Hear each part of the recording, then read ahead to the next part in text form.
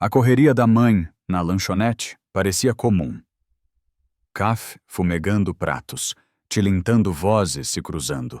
Mas no centro de tudo estava uma mulher cuja resistência silenciosa contava uma estreia que ninguém mais enxergava. Clara Menezes, com a mão esquerda, firmemente envolta em faixas, deslizava pelos corredores estreitos equilibrando bandejas na cintura e canecas quentes na mão boa. Para um olhar desatento era-se mais uma garonete sobrecarregada, empurrando o dia adiante. Mas cada côntro do rosto, cada estremecimento quando o punho machucado roava no balco, denunciava uma dor mais profunda que o ferimento. A Tereses do caixa estava Marcelo Duarte, o gerente soltando ordens com um sorriso cnico que fazia os clientes trocarem olhares desconfortáveis. Anda logo. Clara, isso aqui no Instituto de Caridade, a voz dele cortava o ar espera como vidro quebrado. Algumas pessoas nas mesas murmuravam em reproval. Duas mulheres de terno balanaram a cabeça cochichando. Coitada. Olha a amor dela. Não devia nem estar trabalhando. Estar. Clara ouviu assim como ouvia cada insulto cuspido por Marcelo, mas continuava. Largar o emprego no era opo. O aluguel vencia as contas, no esperavam, e a dignidade era o único fardo que ainda carregava com firmeza. O suor descia pela nuca. O brau bom latejava de tanto carregar peso dobrado. Mas mesmo assim, Clara cumprimentava os clientes com delicadeza, um sorriso que era miscara e escudo ao mesmo tempo. Para quem entrava e saía arrepido, era apenas mais uma mãe. Mas para os que olhavam de perto, estava claro. Ali estava uma mulher travando uma batalha íntima, vista de todos com uma fora, que se recusava a ceder, mesmo quando o mundo parecia determinado a quebrá-la. Naquele dia, a tenso dentro da lanchonete subiu como vapor na chapa quente. Clara seguia a mão enfaixada, pressionada contra o avental, como se pudesse esconder a dor. Mas Marcelo não permitia. Cada passo dela virava motivo de crítica, sua crueldade se alimentando do cansal dela. Perto da mesa, Seis Clara esbarrou de leve no gerente e um copo de guá tombou encharcando a camisa dele. O salo ficou em silêncio. Marcelo inclinou-se perto demais o relito amargo de café queimado, roando o rosto dela. Desastrada de novo, procurando desculpas, o tom baixo afiado feito para ferir apenas os ouvidos dela. Os elbios de Clara tremeram num pedido de desculpa, mas ela não levantou os olhos. Alguns clientes se remexeram nas cadeiras, murmurando dê um tempo para ela. Ainda assim, Marcelo sorria como se estivesse se divertindo num jogo particular. O que ninguém sabia, o que Clara enterrava fundo, era que aquilo não tinha a ver apenas com um copo derrubado. Semanas antes, ela ouvira por acaso Marcelo gabando-se ao telefone dentro do escritrio de estar desviando dinheiro do caixa. Não queria ouvir, mas quando ficou invéu no corredor, os olhos dele encontraram os dela. Num instante, a miô dele agarrou seu pulso e torceu até que ela ouviu o estalo do osso. Melhor ficar calada, ele havia sussurrado empurrando-a para o lado. Uma palavra evoque perde mais do que este emprego. Naquela noite, Clara embalou sozinha o punho inchado, sentindo-no apenas a dor da leso, mas o peso do segredo que carregava. Agora cada sorriso quinico, cada provocal cruel de Marcelo, era a forma dele lembra-la de quem detinha o poder. Mesmo assim, enquanto a dor latejava pelo brau, Clara continuava servindo mesas. Precisava daquele trabalho. Precisava do sal-rio.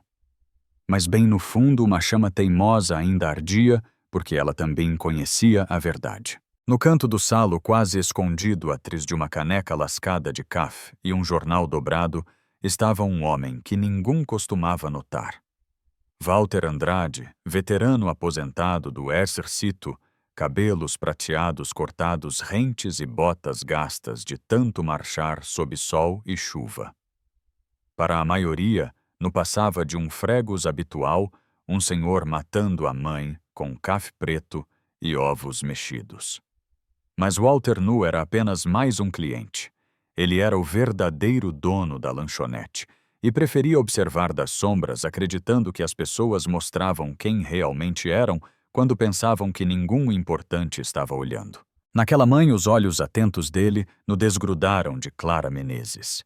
Jota tinha reparado outras vezes sempre a mais dedicada, sempre o alvo preferido das farpas de Marcelo, mas hoje era diferente. As faixas grossas envolvendo a mu dela não tinham nada de desastradas. Eram sinais de algo feio perverso. Cada bandeja que ela erguia parecia prestes a cair, cada sorriso parecia esculpido na dor. E a cada ordem gritada por Marcelo, a mandíbula de Walter se contraa. Da cabine atrás dele, Walter escutou 2 rapazes murmurando. Esse gerente persegue-se ela. Os outros erram toda hora e nada, mas com ela grito na certa. Aquelas palavras S confirmavam o que ele J tinha visto. Walter administrara Négcios antes. Conhecia bem o cheiro da injústia, da crueldade mascarada de autoridade. Quando Clara se abaixou demais e deixou escapar um gemido de dor, Walter percebeu o lampejo de medo nos olhos dela, no medo do trabalho, mas do homem que rondava como sombra. Algo se agitou nele, os mesmos instintos que um dia o mantiveram vivo em combate. Havia algo errado ali. Algo perigoso estava se formando dentro das frias paredes da sua lanchonete. Walter tomou um gole demorado do café, o rosto sereno, mas por dentro o sangue fervia. Se Marcelo achava que Clara era fraca, estava prestes a descobrir o quanto se enganava, porque Walter não ia ficar calado por muito tempo. Naquele fim de tarde, quando o movimento diminuiu e o salo ficou em silêncio, Walter levantou-se do seu canto de sempre. Para quem olhasse, parecia apenas um velho indo ao banheiro, mas na verdade seguia um pressentimento. A porta do escritório estava entreaberta, papéis espalhados sobre a mesa. Walter entrou devagar, os olhos firmes atentos. O que viu confirmou os piores receios. Empilhadas dentro de uma pasta, estavam fichas de ocorrência todas com o nome de Clara Menezes no topo. Acusais banais copo, derramado grosseria com clientes, pedidos esquecidos, nada que combinasse com a mulher que ele observara por semanas. Walter J. a vira trabalhar com paciência e delicadeza, mesmo sob ataques constantes. Aqueles papéis não eram advertências legítimas. Eram uma armadilha. Mas algo mais chamou a atenção dele. Walter folheou os registros do caixa, o estômago se revirando a cada pegina. Os números no batiam, semana após semana dinheiro desaparecia. Nada de relatrios corretos, nenhuma explical. Ele tinha experiência suficiente em négcios para reconhecer desvio de dinheiro quando via. E aquilo não era erro de contabilidade. Era deliberado. Quando Jutórito se preparava para sair, vozes chegaram pela porta do escritório. Walter congelou o corpo ainda treinado pelos anos de disciplina militar. Era Marcelo Duarte rindo com um dos seus companheiros de copo, mais 5.000 FL. Gabou-se o tom escorrendo a arrogância. E quando notarem a falta no caixa, a garonete leva a culpa. J que tem mais advertências. Ninguém vai acreditar nela em vez de mim. Os punhos de Walter se cerraram ao lado do corpo. Mas a frase seguinte fez seu sangue gelar. Ela não vai abrir a boca, no com aquela mo. Quebrei bem para lembrar quem manda. As palavras ecoaram no peito de Walter como um disparo. Não era apenas roubo. Era abuso, violência, covardia. Ele saiu em silêncio do escritório, as botas pisando firme no asfalto frio da noite. Pela primeira vez em anos, o soldado dentro dele despertava. Marcelo achava que Clara era impotente. Mas no dia seguinte, Walter arrancaria a máscara e algum naquela lanchonete se arrependeria de tê-la subestimado. Na manhã seguinte, a lanchonete fervilhava em seu coro habitual. Cafeteiras chiando garfos, batendo vozes, se cruzando, mas Walter Andrade entrou com um peso diferente no passo. Sentou-se em sua cabine de sempre, a jaqueta jeans nos ombros, mas dessa vez não estava ali como simples fregos. hoje vinha como dono. Marcelo Duarte estava no balco rindo alto demais das perprias piadas, lanando olhares descuidados para Clara Menezes, que corria de mesa em mesa. A moa enfaixada roava o avental, o rosto plido, mas firme. Walter observava a paciência por um fio. Ento, com um suspiro lento, levantou-se. Deu alguns passos até o centro do salo, ergueu uma colher e bateu levemente contra a xícara de café. O tilintar metlico silenciou o ambiente. Conversas se interromperam no meio da frase. Clara parou, os olhos arregalados voltados para ele.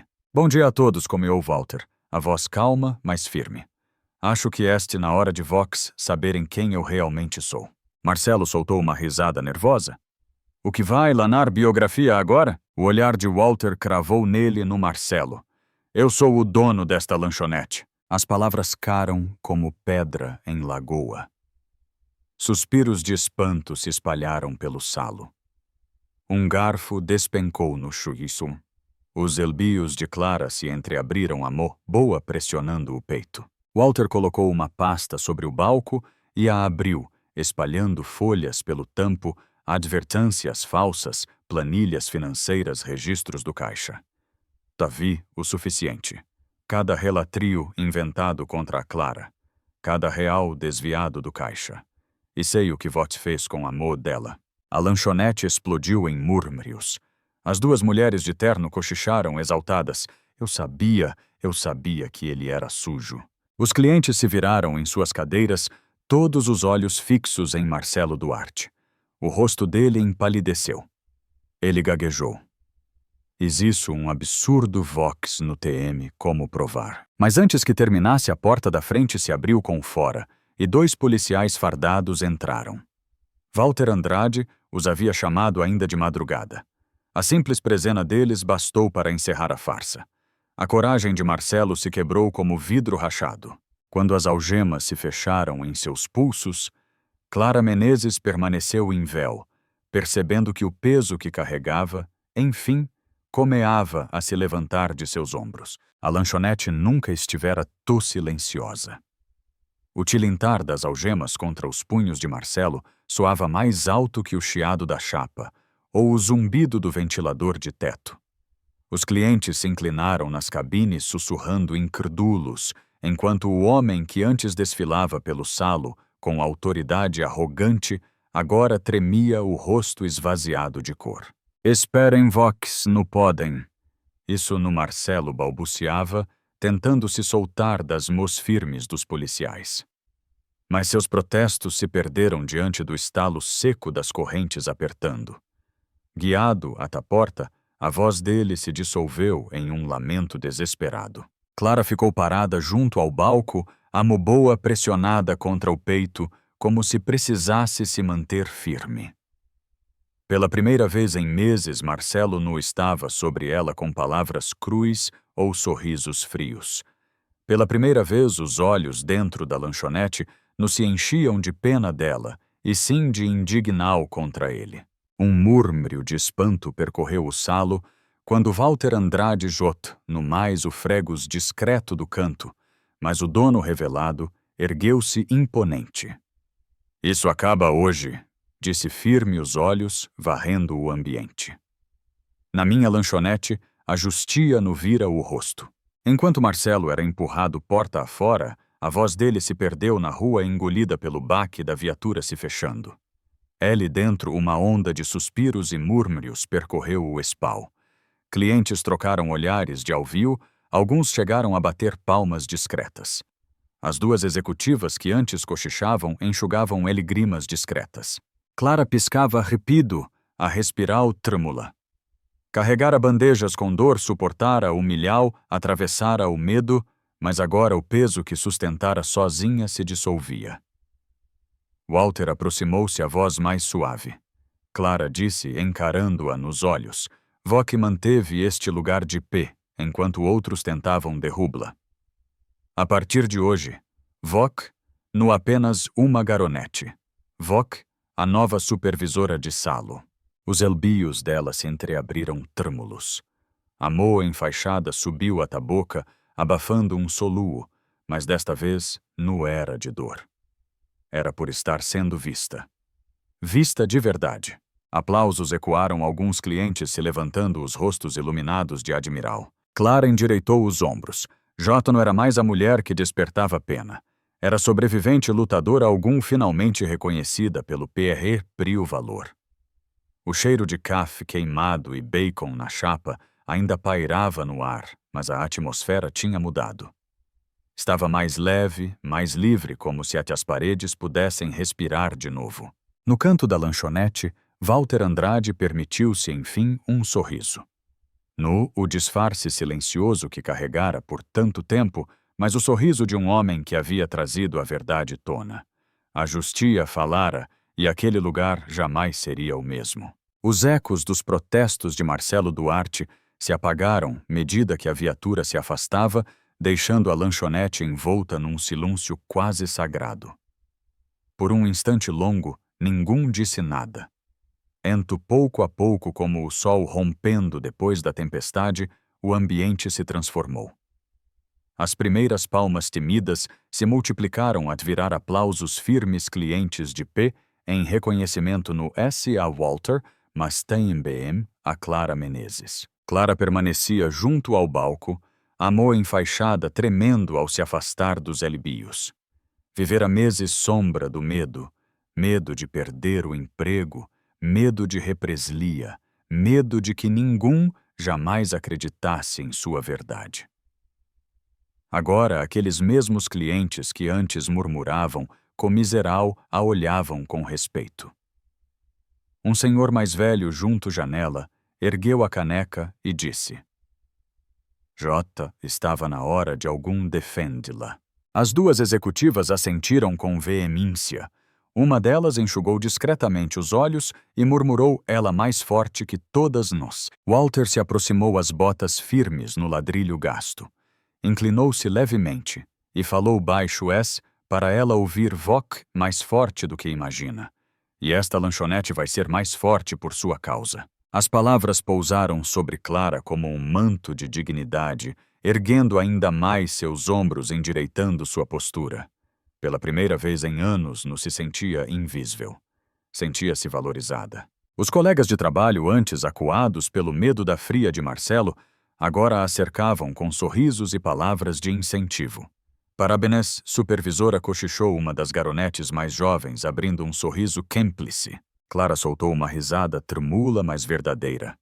Soava estranha, quase estrangeira, como se rir sem medo fosse algo novo em sua vida. Ao redor, o aroma habitual de café queimado e bacon frito permanecia, mas o ar era outro.